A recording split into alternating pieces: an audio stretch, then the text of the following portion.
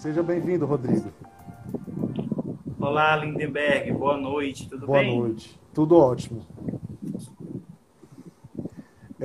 Eu quero dar boas-vindas a todo mundo aqui, meu amigo Felipe, diretamente de Pernambuco, Cláudia Moura, Marcela Batista, outras pessoas que estão aqui acessando a nossa live.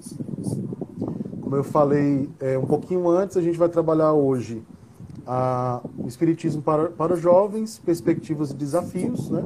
Fazendo aqui uma conversa com o nosso convidado mais do que especial, Rodrigo Salles, diretamente também de Recife, também do Movimento Seja. Ele vai explicar um pouco mais para a gente o que é a proposta do Movimento Seja, e a gente vai fazer um bate-papo aqui sobre juventude, né? Eu já não sou mais tão jovem assim, vou fazer 37 essa semana. Mas o Rodrigo ainda está na faixa etária da juventude. A gente ainda está nesse brilho. Isso, exatamente. Exatamente. Pois, meu querido Rodrigo, eu queria primeiro agradecer por você estar aqui conosco, ter aceito o convite. Afastar aqui o ventilador. Para o nosso bate-papo, né? Então eu queria pedir para você se apresentar, falar um pouquinho da sua trajetória, falar um pouquinho sobre o Movimento Seja, apresentar a concepção, os projetos, as ações que estão sendo pensadas, e a partir daí a gente desenrolar o tema da nossa live de hoje, tá bom? Tá ótimo. Lindenberg, mais uma vez, uma boa noite para você, boa noite para todo mundo que está nos acompanhando aí do Coletivo Girassóis.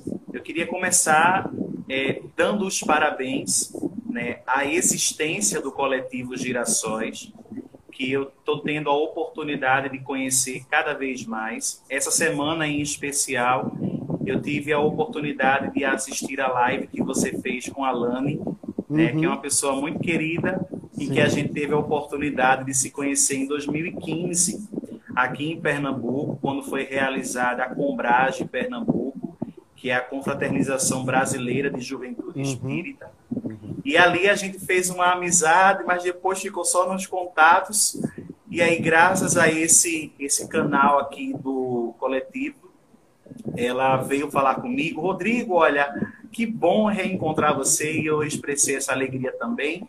Porém, mais do que essa alegria, eu pude assistir a live em que vocês mostravam ali a história de resistência do coletivo Girassóis, e acredito que é motivo, sim, da gente parabenizar a iniciativa, o trabalho, a dedicação que existe de tantas iniciativas, né, os grupos de trabalho, os GTs que foram falados, Uhum. né, relacionados aí à educação, a direitos humanos, à política, e toda essa vontade de querer contribuir com um pensamento progressista capaz de impactar a sociedade e o mundo que a gente está para melhor. Então, parabéns a todos vocês. É motivo de muita alegria e um prazer muito grande estar aqui. Eu agradeço o convite para a gente conversar sobre espiritismo para jovens e debruçarmos-nos sobre as perspectivas e os desafios relacionados a isso. E eu já me coloco no meio dessa história toda, porque a gente também tem buscado colaborar com a construção de alternativas que venha a superar esses desafios no que se refere ao espiritismo para jovens.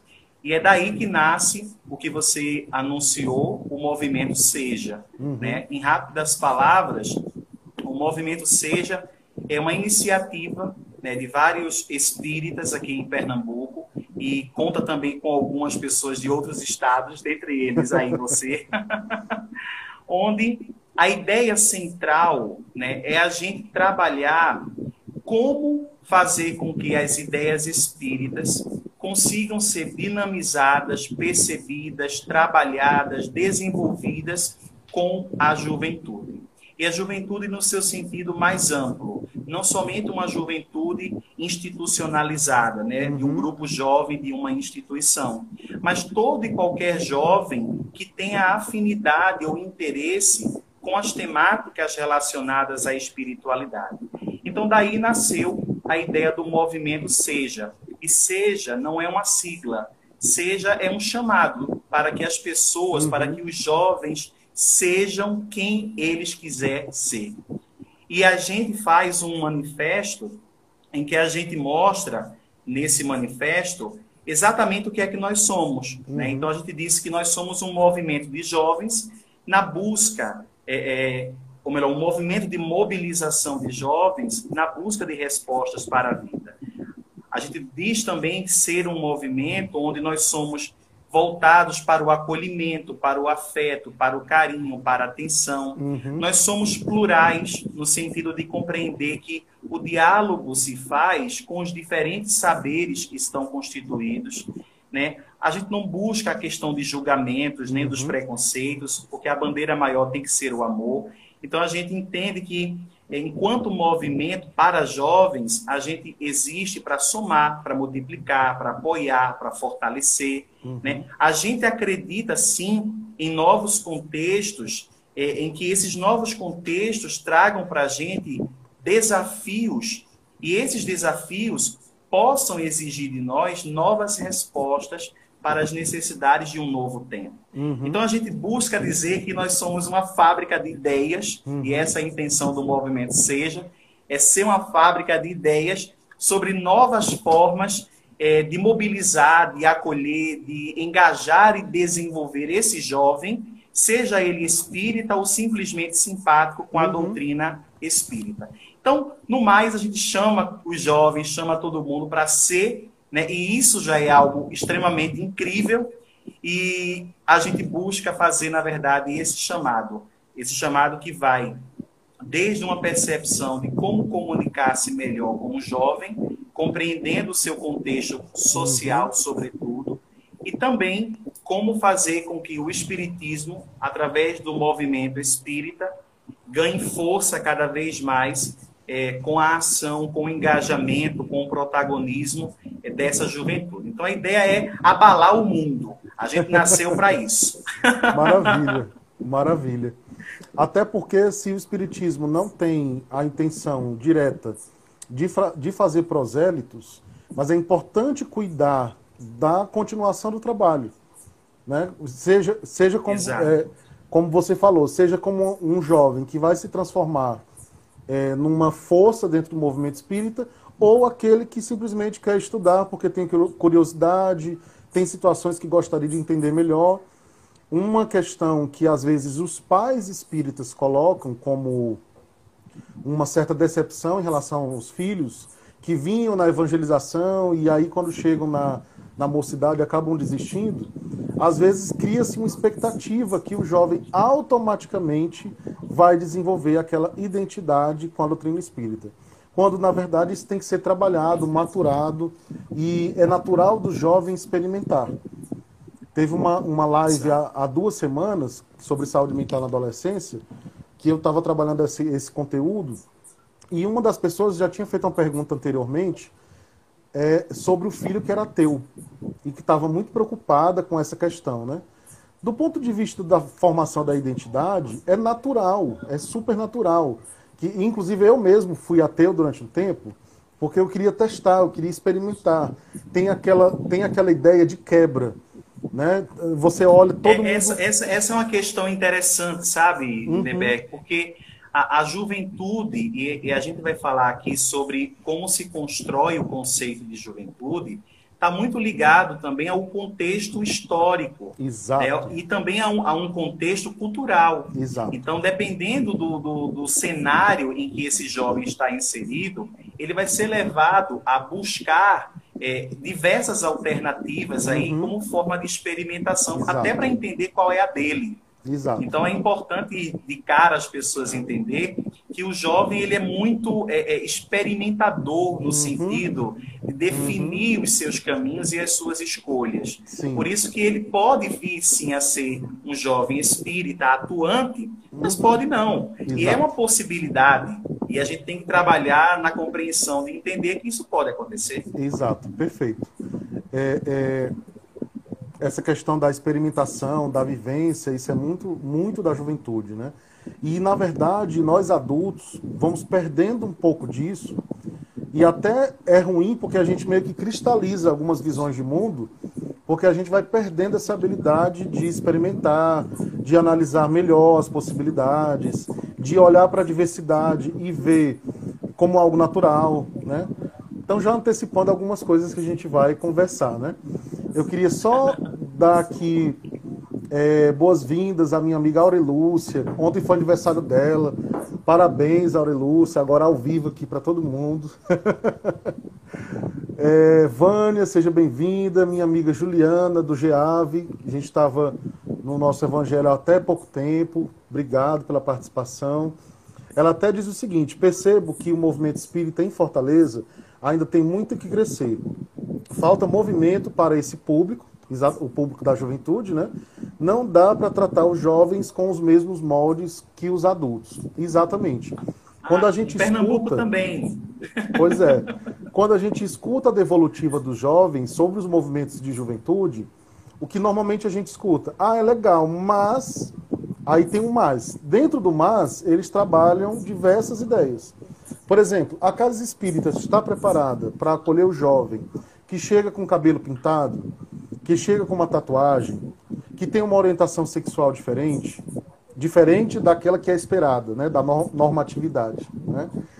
Aquele que chega com piercing, o jovem consegue se sentir acolhido nesse sentido, né? Então é algo já para a gente pensar, não antecipando ainda, né, algumas coisas que a gente vai falar, mas é inegável, a partir desse comentário que a Juliana nos trouxe, né, é inegável a gente parar para pensar sobre essa forma de condução do trabalho com a juventude, né?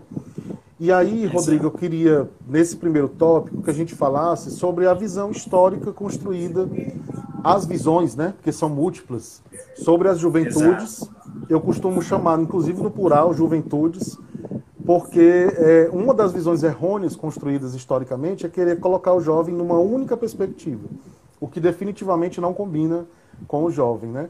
E aí eu queria que a gente conversasse um pouco sobre isso.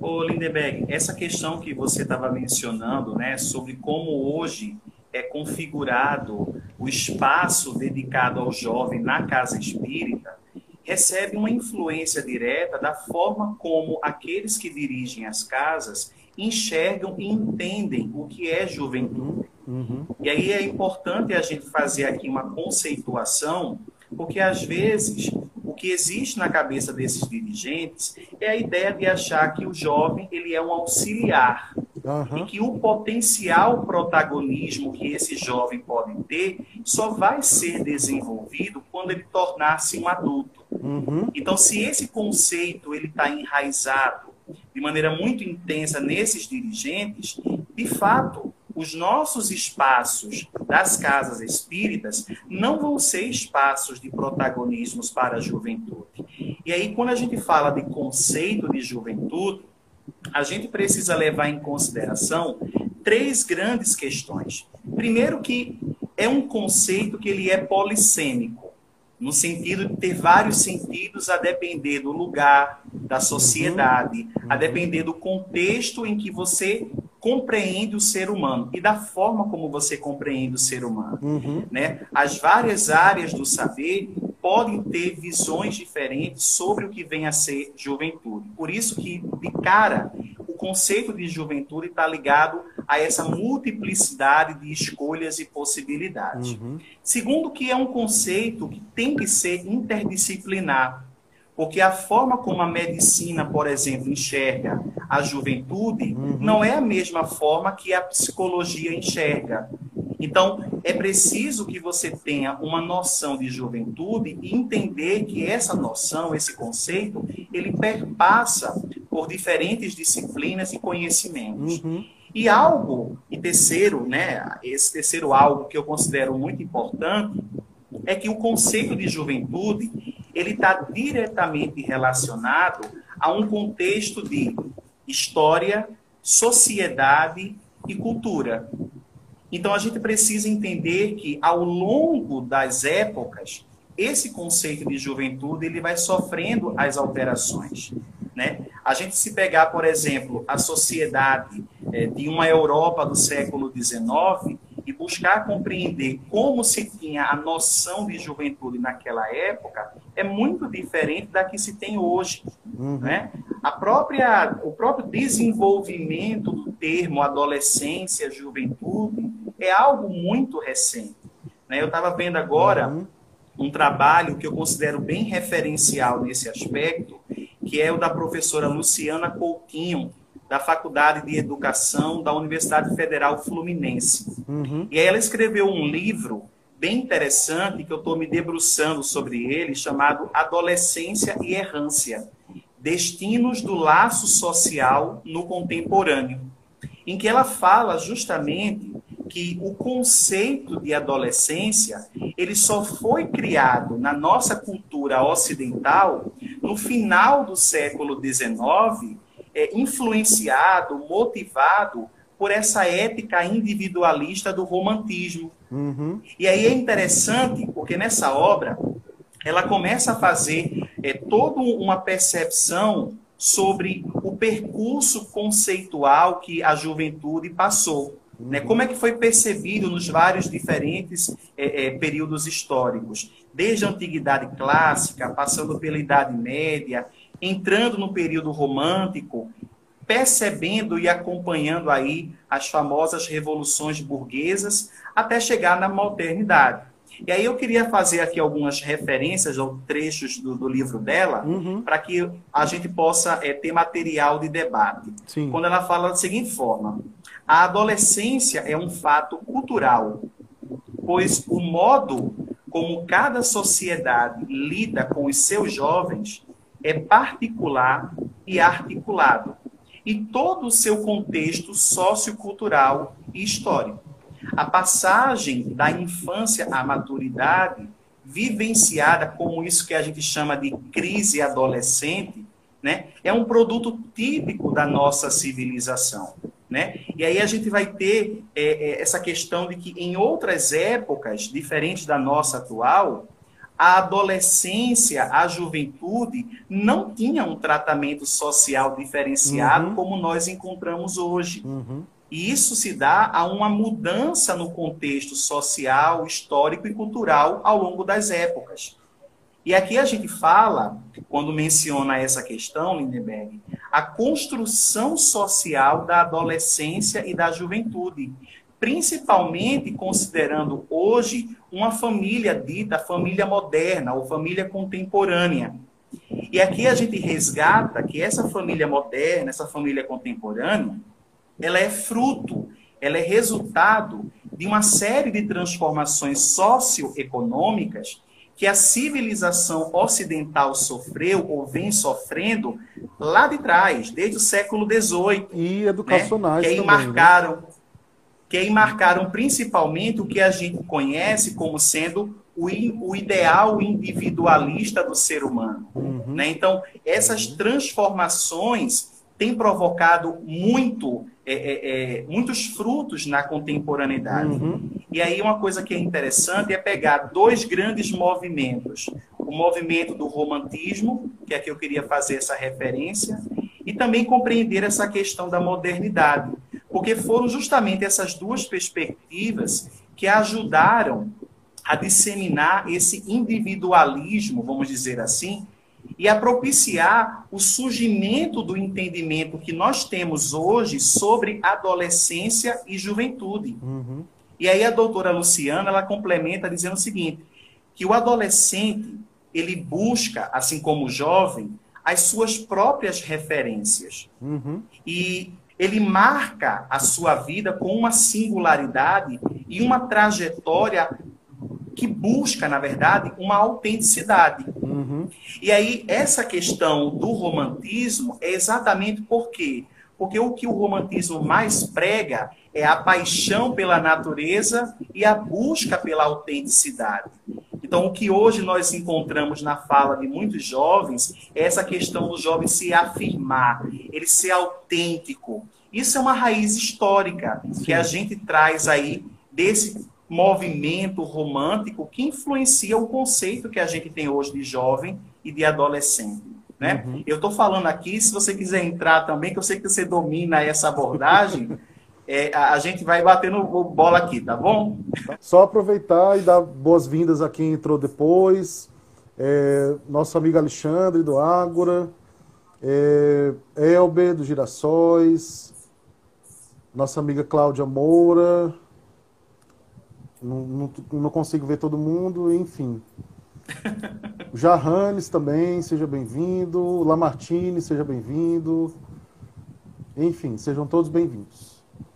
Eu queria comentar rapidamente, para não cortar a sua linha de raciocínio, que até o conceito etário de juventude, ele foi sendo construído e ele evoluiu para uma outra perspectiva que normalmente nós, no nosso cotidiano, ignoramos. Então, para a OMS, a Organização Mundial de Saúde, a juventude tem a faixa etária de 15 a 29 anos. Né? Não é todo mundo que sabe dessa informação, normalmente a gente pensa que é ali adolescência, início da fase adulta, né? Vai até os 29 anos. E o período da adolescência vai de 10 a 19. Então, numa perspectiva, a Organização Mundial de Saúde traz uma perspectiva mais ampla, mais holística, né?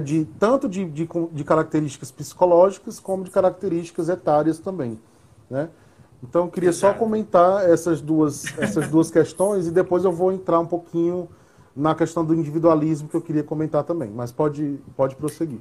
É muito legal isso, porque a gente vai vendo que essa é uma construção histórica também. Né? E aí você vê, a gente está falando agora de como se comportava as primeiras influências para construir um conceito de jovem no final do século XIX. Né? Mas aí a gente entra no século XX, e aí eu acho que acontecem dois importantes movimentos no século XX, que é justamente movimentos que vão colaborar para o que a gente chama de ampliação desse imaginário social da juventude. Né? Primeiro, eu acho que a gente vai ter um processo de escolarização prolongada, né? Em que a gente vai ter agora a introdução de um sistema de aprendizado segmentado em diferentes saberes. E ali você tem esse prolongamento onde agora não mais você vai ter um curto espaço de tempo na escola, mas você tem todo um currículo a ser preenchido com várias etapas, desde o infantil ao fundamental, até um médio, um colegial, ou o que seja. E o que é que isso vai acontecer? O que é que isso vai impactar? Isso vai impactar diretamente no tempo em que esse adolescente, esse jovem, vai passar ligado ao seu pai, à sua mãe, à sua família. Então você vai ter um tempo prolongado, muito maior, em que esse jovem, esse adolescente, vai depender diretamente dessa família. Né? Então, o conceito de adolescência, ele se instala aí no meio desse conflito de gerações. Porque o que antes nós tínhamos uma geração que com 13, 14 anos já era educada para casar, constituir família e dar prosseguimento aos seus deveres sociais, hoje com 13, 14 anos, a pessoa, né, o indivíduo, o jovem, adolescente, teria que estar na escola, vivenciando as suas etapas de formação escolar. E isso é uma coisa que a gente vai percebendo que vai acontecendo a partir do século XX. E aí, esse marco, né, de percepções novas vão dando para a gente essa noção cada vez mais ampliada do que vem a ser propriamente a juventude. Não é mais aquela questão de um curto espaço de tempo, mas jovem passa a ganhar um sentido mais amplo. E aqui a gente começa a perceber que, como a própria doutora Luciana ela menciona aqui, ó, ela diz assim consolidou-se o conceito de adolescência e instalou-se o conflito de gerações que marcou todo o período libertário dos anos 60. Né?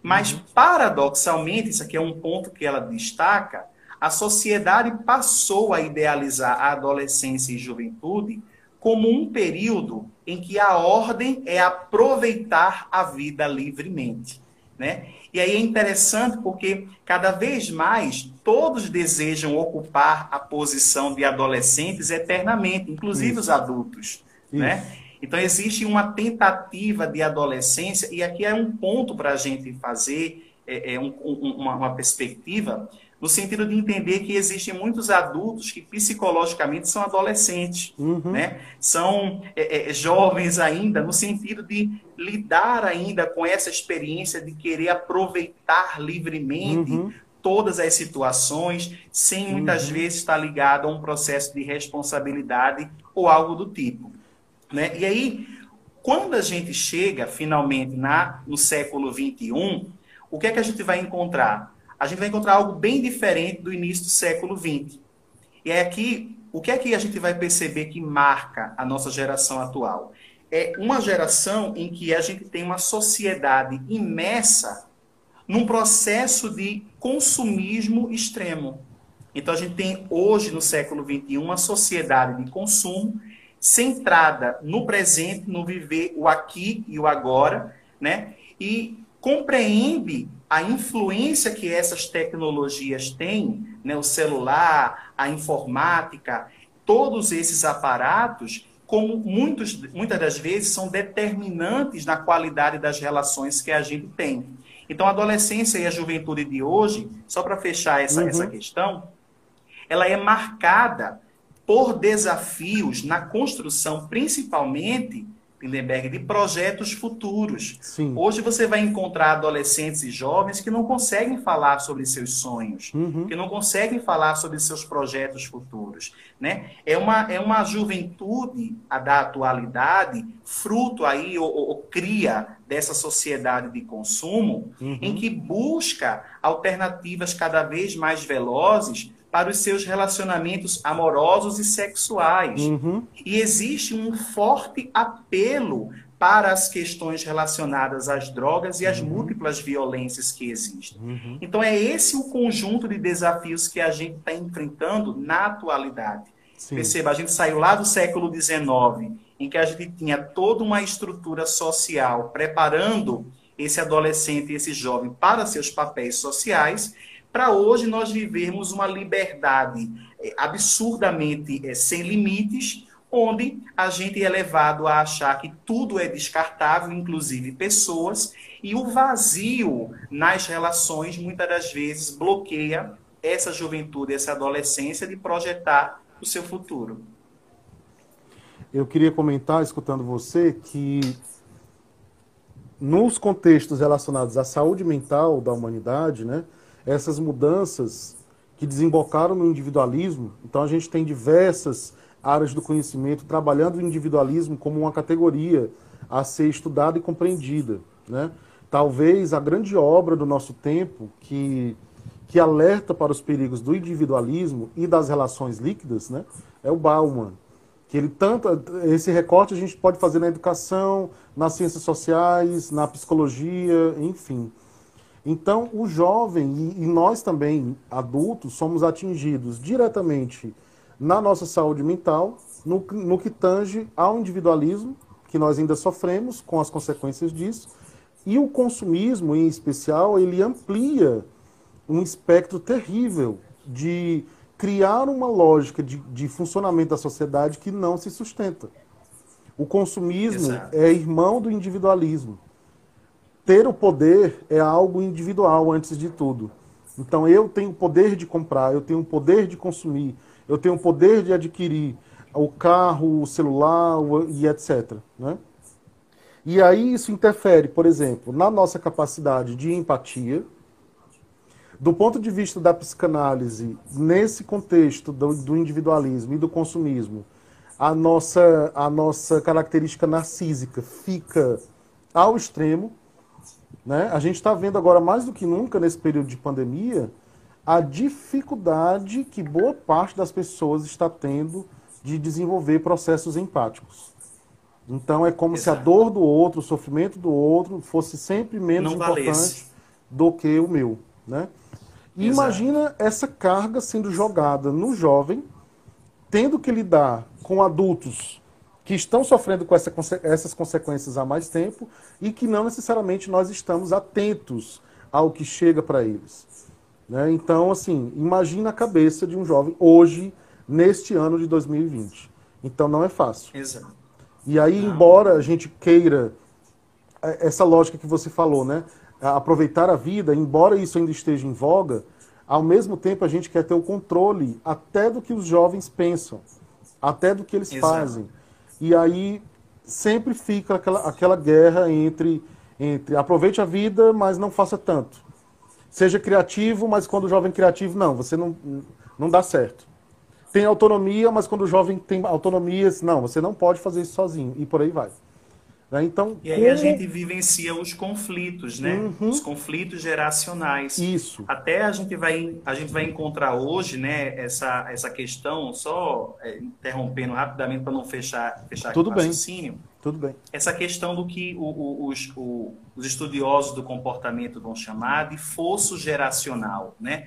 É uma diferença tão grande da geração atual para as gerações que passaram, que a gente já não consegue mais perceber uma continuidade dessa geração para outra.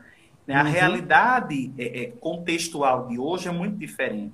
Então, a sociedade mudou, a questão histórica, a exigência histórica de hoje é diferente, e a cultura pautada aí nesses valores que você colocou, a gente está destacando aqui, essa sociedade de consumo, esse individualismo extremo, né? Isso bloqueia, inclusive, qualquer tipo de pensamento focado no coletivo e na estabilidade, porque tudo é incerto.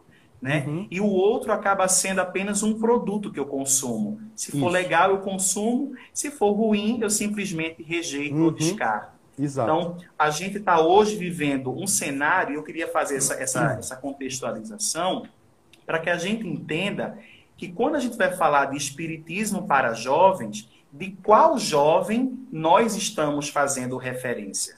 Porque a gente não pode cair no erro de achar que o jovem que a gente está querendo fazer uma comunicação é um jovem que está pautado numa geração da década de 80 ou de 90. O jovem de hoje, ele está muito mais inserido com a velocidade e informática das coisas e, principalmente, tendo que lidar com um barco que está à deriva. Porque você tem uma sociedade, uma cultura que diz que ele tem que ser autêntico, tem que ser único, tem que ser original, diz que ele tem que ser o mais emancipado possível, mas, ao mesmo tempo, ele não encontra referenciais de autoridade para que ele possa se ancorar, e aí a gente vai encontrar o fenômeno das tribos, né, urbanas, e aí a gente vai ver os agrupamentos juvenis ali criando uma identidade muito própria. Hoje, mais recentemente, tivemos os emos, mas já tivemos a época dos hippies, né? A época das múltiplas percepções e visões dessas tribos urbanas que nada mais são do que tentativas de se fincar, né, numa identidade para se poder desenvolver-se. Então, a gente hoje está falando de um jovem que está inserido nesse tipo de contexto sociocultural. Eu queria só registrar aqui o nosso amigo Wilton Martins, também diretamente de Pernambuco, seja bem-vindo. E a nossa amiga Tânia, que achei bacana que ela colocou aqui a cidade dela, Santa Maria, no Rio Grande do Sul. Seja bem-vinda, esteja aqui conosco. A gente tem as nossas lives toda segunda, quarta e sexta. Será sempre muito bem-vinda. Esse contexto, Rodrigo, que você tem trazido para a gente, eu estava lembrando de um conceito que a pedagogia espírita nos traz, que amplia a percepção do jovem, que é o seguinte: a criança e o adolescente, eles não são um mero projeto de futuros adultos, né? Então, a pedagogia espírita nos alerta que esses espíritos reencarnados, eles estão passando por fases preparatórias para cumprir com a sua destinação em relação ao seu planejamento, às suas aspirações e etc. Né? Ou seja, isso... Pode falar. Não, pode falar. Ou seja, isso amplia a nossa responsabilidade, principalmente nós do movimento espírita, né, de trabalharmos com as juventudes, num sentido mais amplo, mais diverso, entendendo que aquele espírito está em processo reencarnatório, que com a fase adulta, eles vão poder utilizar essas habilidades aprendidas anteriormente. Obviamente vão desenvolver novas, mas vão usar muito do que aprenderam antes, né? Então isso aumenta ainda mais a nossa responsabilidade, né? Sim, e essa é a grande contribuição que o pensamento espírita dá, né? É a compreensão daquilo que somos. Somos espíritos imortais. Então, toda essa base individualista, toda essa base relacionada ao interesse apenas de mim mesmo, perde o sentido quando a gente compreende que nós somos espíritos imortais e estamos ligados a uma necessidade de progresso que tem como raiz uma lei de sociedade, em que um é importante para o outro. Então, a doutrina espírita ela tem tanto que acrescentar na construção social, no sentido de fazer desaguar uma nova cultura, uma cultura que agora parta do princípio de que nós devemos ter relações saudáveis no sentido de dar às gerações atuais e aos futuros movimentos e às próprias instituições um caráter mais progressista e um caráter extremamente mais voltado à essência do ser humano, que é o espírito. Sim. Então, essa ideia, por exemplo, de preparar o jovem para a vida, e uma vida que entendamos como sendo uma vida de sucesso, de glória, de dinheiro, uma vida onde eu tenho que ter um iPhone, uma vida onde eu tenho que ter a melhor roupa de marca, uma vida onde eu tenho que esbanjar status. Essa vida é uma vida que tem uma característica muito efêmera. E quando eu começo a pautar o meu olhar para o espírito, eu vejo que a roupa é irrelevante, o celular é irrelevante, porque tudo isso são instrumentos. E aí eu passo a valorizar algo que é mais essencial. Estar com alguém, lidar com o meu próximo, criar mecanismos para fazer o outro ser feliz, passa a ser mais importante do que querer banjar o celular de marca. Sim. Perfeito. Antes da gente ir para o próximo tópico, tem uma pergunta aqui da minha amiga Juliana, mas antes disso, a nossa amiga Valéria colocou aqui a cidade dela, Jaboatão, também, seja bem-vinda. Acho super bacana quando tem, assim, essas cidades em outros estados participando aqui conosco. A Juliana nos pergunta o seguinte: como fazer para que o movimento espírita da juventude se modifique? Né? Isso tem muito a ver com os tópicos seguintes que a gente vai trabalhar. Mas eu queria puxar essa pergunta dela, só para a gente não deixar passar, né? Minha amiga Ana Cláudia Laurindo também, seja bem-vinda. Muito bom estar por aqui.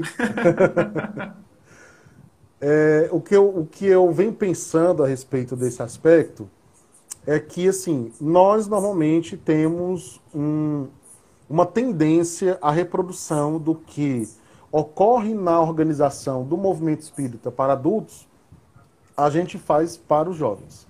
Faz para os jovens e faz para as crianças, né?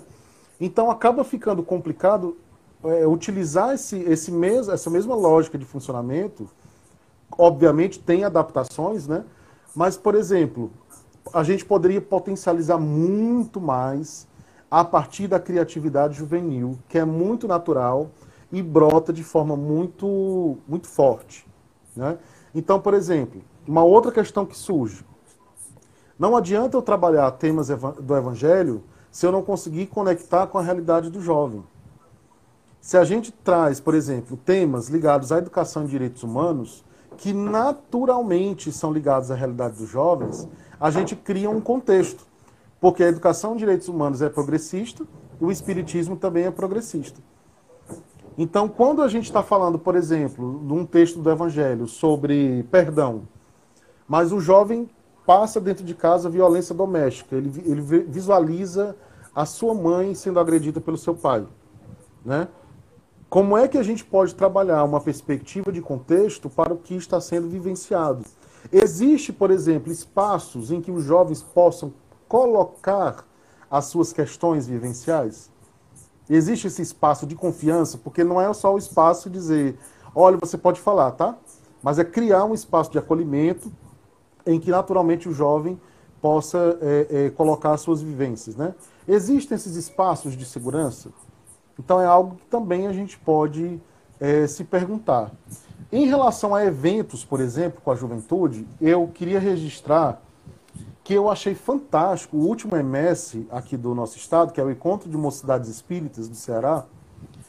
Olha só os temas que eles trabalharam em oficinas: machismo, LGBTfobia, xenofobia, desigualdade social, racismo, intolerância político-partidária, violência contra a mulher e o feminicídio, violência contra criminosos e a degradação ambiental. Isso se chama criar contextos, porque são esses temas que os jovens estudam na escola e são esses temas que eles vivenciam todos os dias, né? Então eu queria só fazer essa provocação inicial para a gente poder trabalhar em cima dessa questão. Mais do que isso, esse é o contexto que o jovem de hoje encontra na sociedade. Uhum. Então, quando a gente fala, por exemplo, de espiritismo para jovens, a gente não está falando aqui apenas da evangelização juvenil, do grupo jovem da casa espírita. Não é isso, é algo muito mais amplo. É como nós estamos construindo alternativas de comunicação das ideias espíritas com essa juventude que está aí pululando na nossa sociedade, né? Então é como a gente está fazendo esse meio campo. E é aqui a gente precisa construir duas alternativas de caminho, que eu acho que é o que muita gente está perguntando e questionando aí. A primeira delas é a questão da socialização. É a forma como nós vamos criar esses grupos em que os jovens vão ser conduzidos a construir a sua identidade ou ajudar na construção da sua identidade. Né? A gente tem que criar alternativas em que seja interessante para esse jovem fazer parte. Né? Ele se identifique de alguma forma e busque se adicionar a esse movimento, a esse grupo, a essa iniciativa, seja ela prática, seja ela virtual, ou como seja. E segundo, a gente precisa trabalhar numa ideia de formação espírita para a juventude de qualidade. E aqui, quando eu falo de uma formação de qualidade, a gente precisa levar em consideração exatamente esse contexto social em que os jovens estão inseridos. Então, vejamos, você deu um exemplo aí muito bacana de um evento que está trabalhando, né, temáticas que estão permeando o contexto social da juventude de hoje. Mas a gente precisa tornar isso algo contínuo e constante nas nossas práticas. Né? Você veja, a gente tem aí a terceira parte do Livro dos Espíritos, que trabalha aí as leis morais.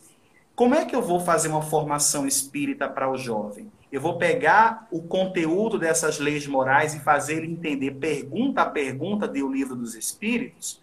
Ou eu posso pegar o contexto do que o Livro dos Espíritos está colocando e fazer links com a realidade que ele está inserido? Né? E aí é onde entra, por exemplo, o que você falou dos direitos humanos. Porque, para mim, não existe nenhuma dificuldade de fazer uma linkagem entre direitos humanos e as leis morais.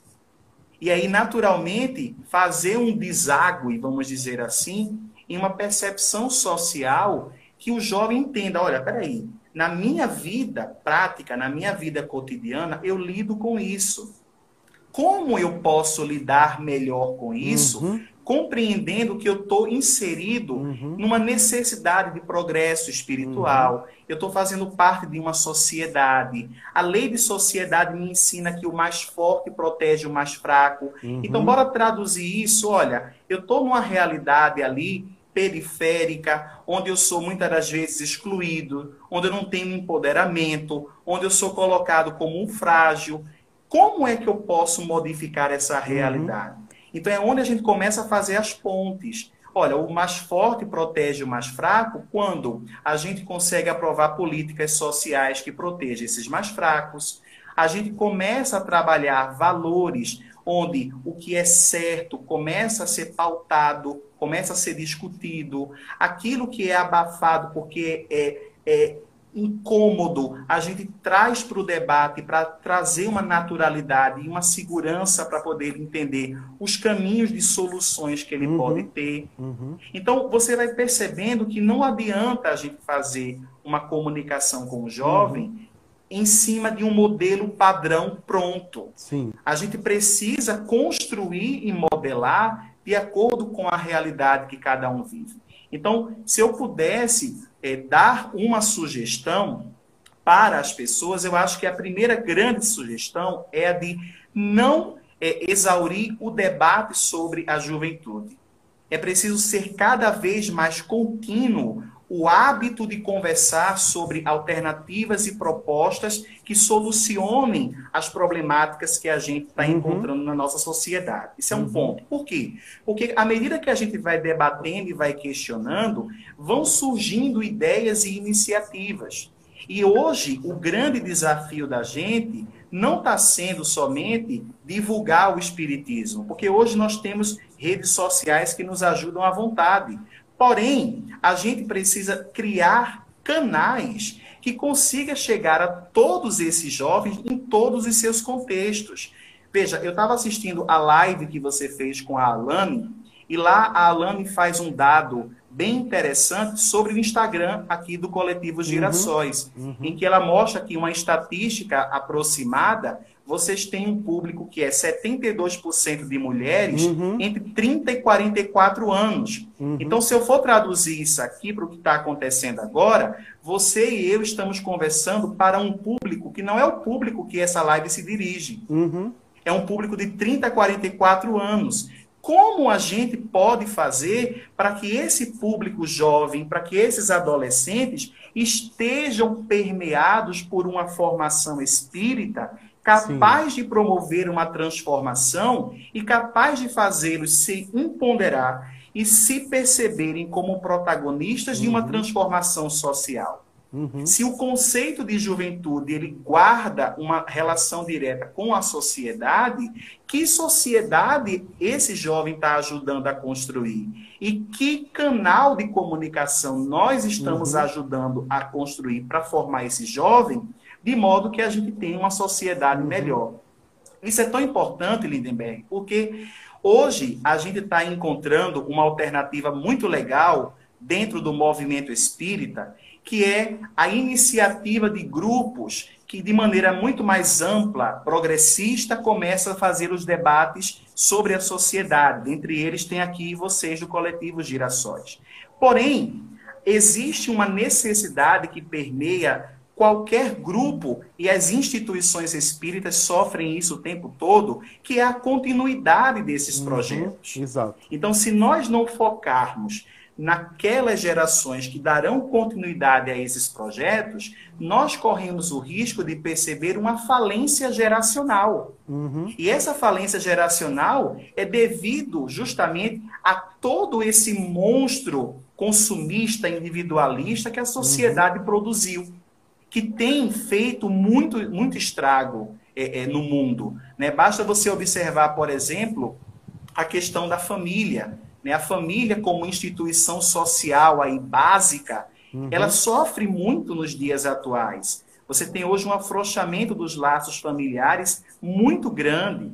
Então, a gente está percebendo cada vez mais o que o próprio Livro dos Espíritos já fazia referência, que é essa recrudescência do egoísmo.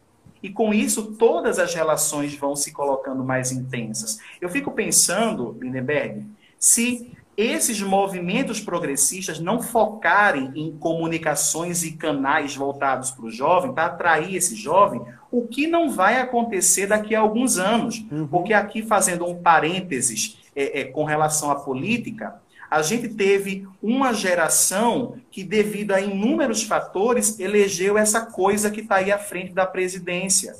E aí eu fico pensando se isso não vai tornar-se algo normal se nós não conseguirmos trabalhar esses valores e essas percepções nas gerações atuais. Por quê? Porque hoje tudo está muito incerto. E existem questões muito básicas, como, por exemplo, interpretação de texto, interpretações sobre a realidade em que se está inserido. Interpretação da vida, né? Da vida, isso mesmo. Interpretação da vida de um modo geral. Para fazer uma relação com Paulo Freire, né? Não adianta você interpretar o texto e não conseguir olhar para a vida e interpretá-la. Né? E trazendo isso para o espiritismo, a mesma coisa. Não adianta compreender os conceitos espíritas, digamos que um jovem consiga assimilar todos os conceitos espíritas importantes.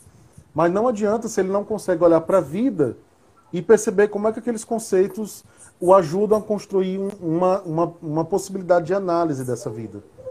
Né? O que a gente tem que fazer, Lindenberg, é fazer o que já aconteceu na nossa vida, por exemplo. Uhum. Houve um momento na nossa vida em que a gente se apaixonou pelo Espiritismo, uhum. em que a gente se encheu de vontade de entender essa doutrina, em que a gente conseguiu chegar onde hoje nós estamos e perceber que ela é uma filosofia para a nossa vida. Uhum. Então, esse mesmo ânimo, esse mesmo sentimento, nós precisamos criar mecanismos para fazer chegar até os jovens.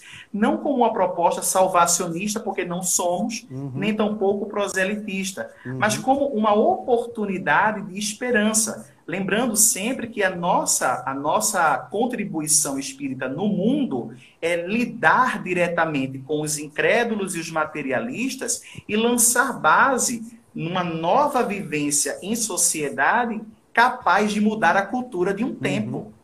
Então, a nossa percepção é ousada, tanto que é um grande projeto de educação que tem como foco a transformação de toda uma sociedade para pautar o seu olhar nas questões do espírito imortal. Sim. E o jovem está relacionado a isso. Eu queria aqui comentar, a nossa amiga Lídia, também do Coletivo Girassóis, diz o seguinte, que normalmente a educação espírita, nas casas espíritas, ela tem um espaço disciplinado dentro de uma perspectiva adultocêntrica. Exatamente. Então, é um espaço ali que você pode se movimentar, mas existe um limite. Você não pode fazer muita coisa, né? É muito simples, Lindenberg. Eu te pergunto, quantos dirigentes de casas espíritas conseguem ter esse diálogo que nós dois estamos tendo aqui? Exato. São poucos. Exato. A gente não tem medidas estatísticas. Então, se você sentar com um dirigente e perguntar o que é que ele pensa, você vai ver que justifica o fato do jovem ter esse espaço dentro das casas espíritas.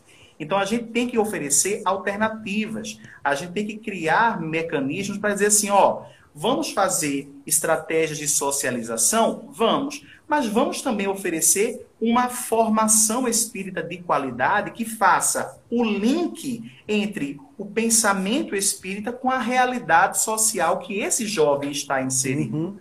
Se não for assim, não dá certo. Começa com a socialização, que é aquela leva o jovem para o cinema, leva o jovem para um luau na praia, faz uma sessão de pipoca, e aquela brincadeirada toda que é muito legal, porque une, porque aproxima. Mas quando você entra na formação espírita, né, em trabalhar os elementos intelectuais, afetivos, emocionais desse jovem, você vai encontrando cada vez mais uma questão de distanciamento. Né? E pior, você vai encontrando uma relação de isso pode e isso não pode.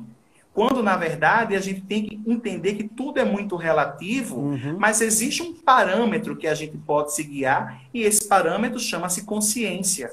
Essa consciência que nós devemos buscar fazer o jovem enxergar, não como sendo uma coisa que vai vir de fora, mas que vai vir de dentro dele.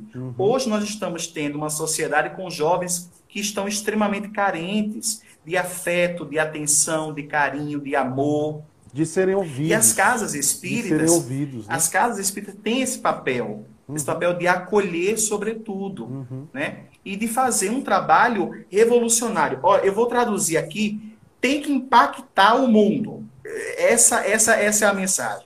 Se não abalar as estruturas, se não provocar barulho, se não mudar e tirar as pessoas da zona de conforto, não é um trabalho que está dando resultado. Essa é a verdade. Exatamente.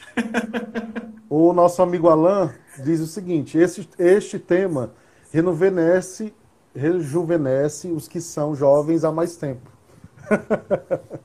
E eu queria também registrar que que, assim, essa é a nossa terceira live, se não me engano, com temáticas ligadas à juventude. O tema das juventudes é muito caro ao Coletivo Girassóis, porque temos vários professores que participam do coletivo, né? Dentre eles eu mesmo. E a gente já convidou outros jovens para compartilhar desse momento, né? E quando eu pensei numa temática ligada novamente à juventude, eu tinha que convidar também um jovem, né, que está pensando nos anseios da juventude espírita a partir da sua própria vivência. Né? Então você passou por todo o processo, você participou de mocidade, hoje, eu não sei se eu vou acertar a tua idade, mas tem 27, né?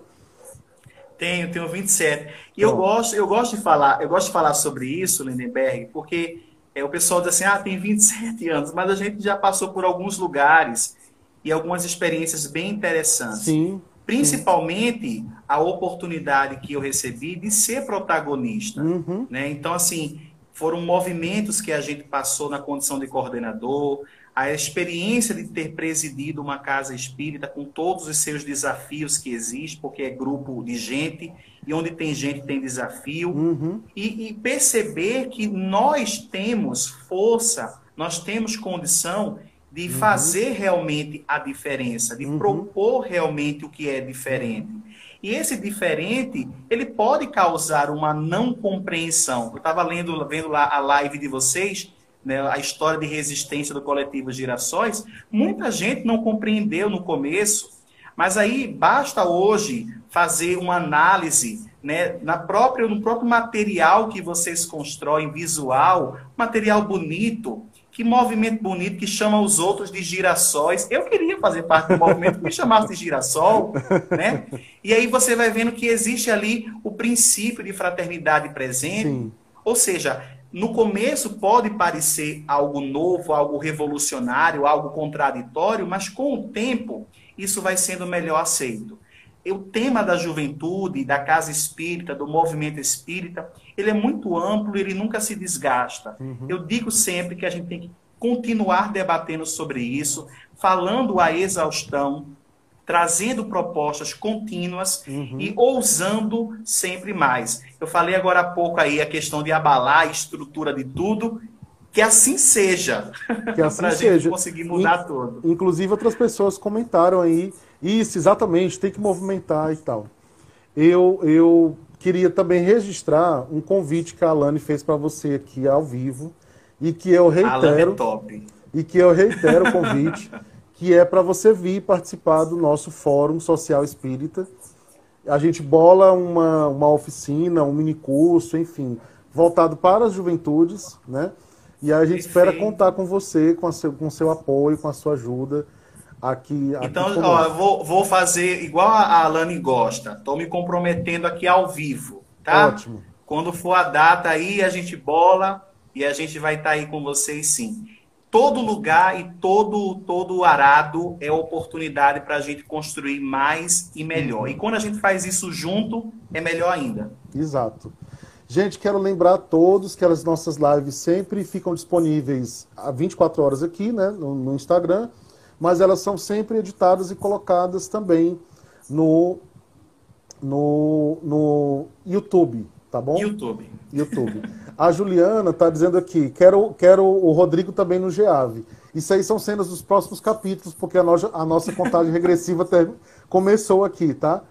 Então, Rodrigo, eu quero te agradecer imensamente. Vamos lhe convidar outras vezes. Vou fazer a ponte aí com o GEAV também, que é um grupo espírita que trabalha em favor da vida, com prevenção ao suicídio, e também com o Coletivo Girassóis, tá bom?